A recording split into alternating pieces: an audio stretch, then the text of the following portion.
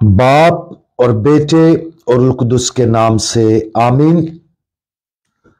आज हम मुकद्दस मरकज की अंजील उसका पहला बाब और उसकी आयात 32 ता 34 पर ध्यान ज्ञान करेंगे। और आज हम बहुत सी बदरूहों को निकालना इसके बारे में सुनेंगे।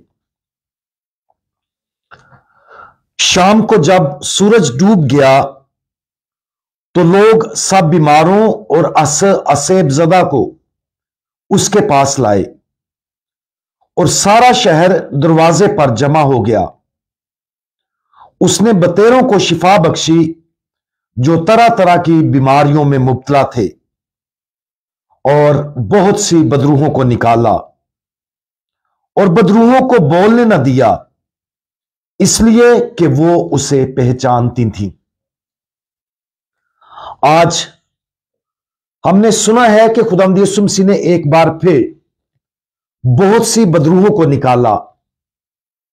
इस हवाले में हम मजीद देखते हैं, बदरूहों को बोलने न दिया इसलिए कि वो उसे पहचानती थीं। खुदावंद यीशु मसीह ने इन बदरूहों को बोलने की इजाजत क्यों नहीं दी? इब्तदाई अबाए कलीसिया में से बहुत से वजाहत करते हैं कि अगरचे शयातीन ये समझते थे कि यीशु वादाशुदा मसीहा था, वो पूरी तरह से नहीं समझते थे कि इसका क्या मतलब है और वो अपनी हतमी फतह कैसे हासिल करेगा।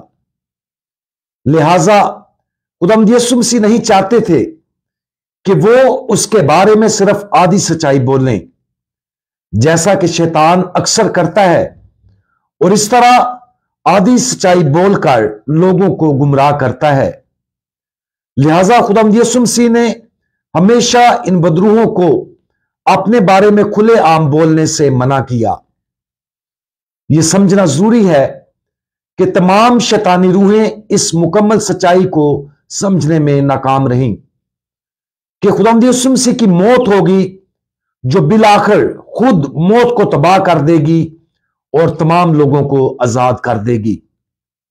इस वजह से हम देखते हैं कि इन शैतानी कुव्वतों ने खुदावंद यीशु मसीह के खिलाफ मुसलसल साजिशें की और जिंदगी भर उस पर हमला करने की कोशिश की। जब खुदावंद यीशु मसीह अभी बच्चा ही था, उन्होंने हेरोदीस को मुश्तल किया, जिसने उसे मिस्र में जलावतनी पर मजबूर किया। शैतान ने खुद खुदावंद यीशु मसीह को उसकी इलानिया जिंदगी के आगाज से पहले आजमाया, ताकि यीशु को उसके मिशन से बाज रखने की कोशिश की जा सके। उस वक्त के मजहबी रहनुमाओं की जारी दुश्मनी के जरिए बहुत सारी शैतानी कुव्वतें थीं, जिन्होंने यीशु पर उसकी इलानिया जिंदगी के दौरान मुसलसल हमला किया। और यह क्यास किया जा सकता है कि जब उन्होंने खुदावंद यीशु मसीह को मसलूब करने का अपना मकसद पूरा किया, तो उन बदरूहों ने इब्तिदा में सोचा होगा कि वो जंग जीत गए हैं।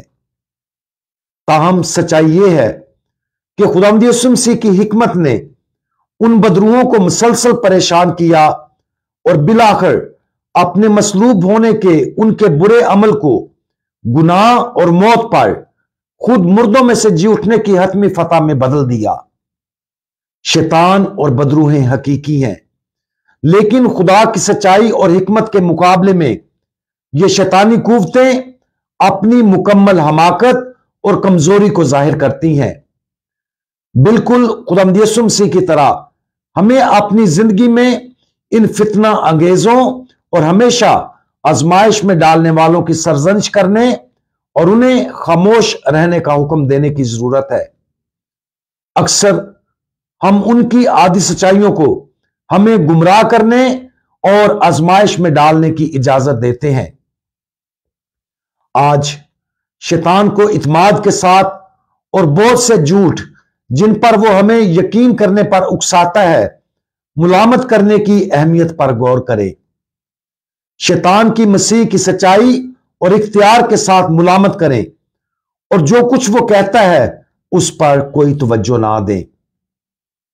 हमारे ताकतवर खुदावंद हम आपकी तरफ इसलिए रजू करते हैं क्योंकि आप और सिर्फ आप ही तमाम सच्चाई और सच्चाई की मामूरी का वाहिद जरिया है।